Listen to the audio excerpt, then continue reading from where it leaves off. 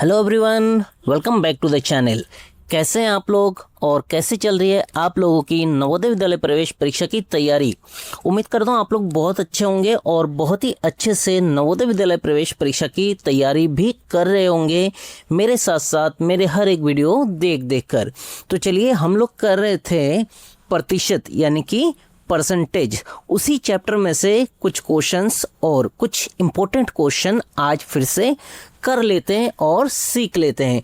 जो लोग पहली बार मेरा वीडियो देख रहे हैं उनको बता दूं, इस चैनल के माध्यम से नवोदय विद्यालय प्रवेश परीक्षा की कंप्लीट तैयारी करवाता हूं। तो वीडियो अच्छा लगे तो वीडियो को लाइक कर देना, चैनल पर पहली बार आए तो चैनल को सब्सक्राइब कर लेना, साथ में लगे बेल आइकन को भी प्रेस कर देना। तो देखिए, क्वेश्चन है, एक मजदूर 20 रुपये प्रतिदिन कमाता है और प्रतिदिन आमदनी मतलब अपनी इनकम का 80% खर्च कर देता है। वर्ष 1985 में वह कितना रुपए बचाएगा। अब देखिए क्या कह रहा है कि कितने रुपए कमाता है वो, 20 रुपये। ठीक है, मजदूर कमाता है 20 रुपये एक दिन में। ठीक है, 20 रुपये कमाता है एक दिन में और खर्चा कितना कर देता है, 20 रुपये का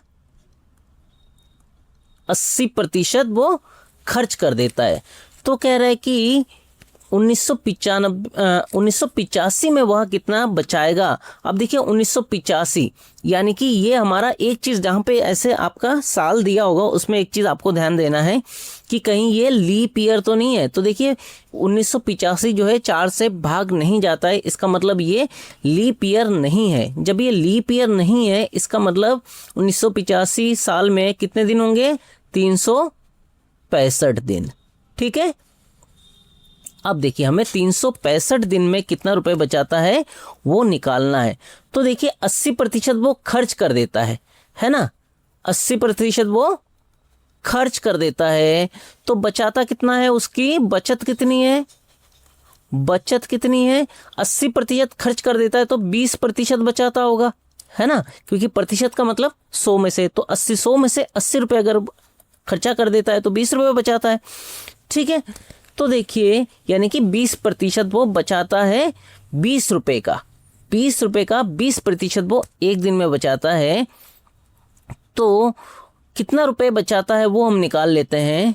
20 रुपये एक दिन में कमाता है, उसका 20% कैसे निकालेंगे, गुणा 20/100। तो हमारा हो जाएगा, एक जीरो से ये एक जीरो कट गया, एक जीरो से ये जीरो कट गया। अब ये 2 दूनी 4, 4 रुपये वो बचाता है एक दिन में। समझ गए, एक दिन में 4 रुपये वो बचाता है। तो क्वेश्चन में कह रहा है कि 1985 में यानी कि 365 दिन, है ना, एक साल में 365 दिन होते हैं। तो 365 दिन में कितना बचाएगा। अब वो एक दिन में बचाता है 4 रुपये, तो 365, 4 से इसको गुणा कर देंगे। ठीक है, 5 चौको 20 हासिल बचा, 2 4 छिंग 24, 25 26 हो गया। फिर से 2 4 तिया 12, 12 और 2 14, यानी कि 1460 रुपये वो वर्ष 1985 में बचाएगा। ठीक हो गया, आ गई बात समझ में। ठीक है, अगर आपको समझ में आ गया तो आपको मैं होमवर्क देता हूँ एक क्वेश्चन, उसको आपको होमवर्क में करना है। और होमवर्क में यही क्वेश्चन रहेगा, मैं बस डिजिट आपके लिए बदल देता हूँ, संख्या बदल देता हूँ। ठीक है, यहाँ पे 20 रुपये के जगह आप मान लो 40 रुपये। ठीक है, अब निकालिए इसको। ठीक है, ये आपका होमवर्क है। चलिए देखते हैं अगला क्वेश्चन।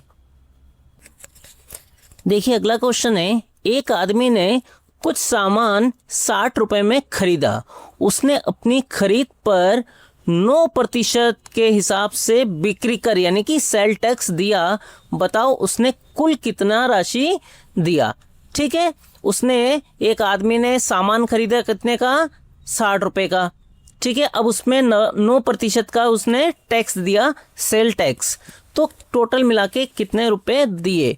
तो देखिए जो उन्होंने खरीदा उसका क्रय मूल्य कितना था, क्रय मूल्य मतलब जितने रुपए में खरीदते हैं उसको बोलते हैं क्रय मूल्य। तो क्रय मूल्य था 60 रुपये, ठीक है। इस पे कर कितना दिया, कर उसने दिया 9%, ठीक है। यानी कि कर 9% कितने रुपए हुए वो हम निकाल लेते हैं। 60 रुपये था, उसमें 9% का कर दिया तो गुणा 9/100, ठीक है ना। यानी कि 60 का 9% का वैल्यू हम निकाल रहे हैं। वैल्यू निकालने के लिए क्या करते हैं, मल्टीप्लाई, जितना परसेंट वो ऊपर नीचे 100, ठीक हो गया। अब इसको हम कर लेते हैं 1 0 से, ये 1 0 कैंसिल हो गया। अब इसको 2 से काट देते हैं, 2 पंजे 10, 2 तिया 6, ठीक है।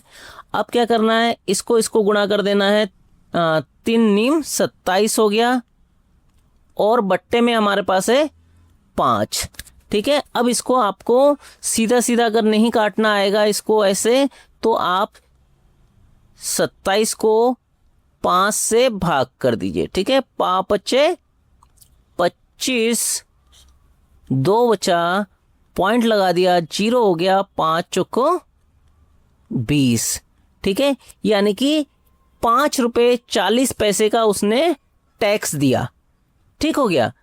खरीदा था 60 रुपये में और 5 रुपये 40 पैसे का उसने टैक्स दिया, ठीक है। यहाँ पे 0.4 का मतलब होता है 4 0 आगे कुछ नहीं है तो 0, ठीक है। 40 पैसे, 5 रुपये 40 पैसे, तो 5 रुपये 40 पैसे का टैक्स दिया। तो उसने कुल मिलाकर कितना पेमेंट किया दुकानदार को, देखिए 60 रुपये था, 60 प्लस 5 रुपये 40 पैसे, यानी कि 65 रुपये 40 पैसे उस ग्राहक ने दुकानदार को दिया, ठीक है।